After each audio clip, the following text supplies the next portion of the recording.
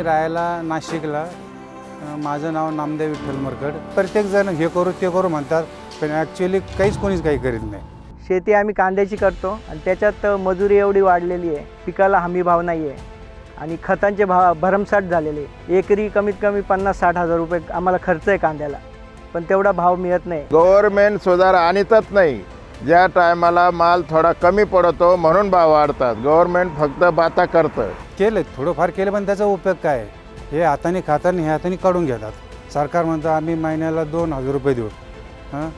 आज वर्षाचं 1 लाख रुपयाचं खत झालं तर 17-18% लावलं, 18,000 तर आमचेच घेतात. ॲक्च्युली सरकारच आमचे पैसे खात आहे. नुसतं फक्त बोलतं गव्हर्नमेंट हे भाव देणारे ते भाव देणारे, शेतीचं उत्पन्न दुप्पट करणारे.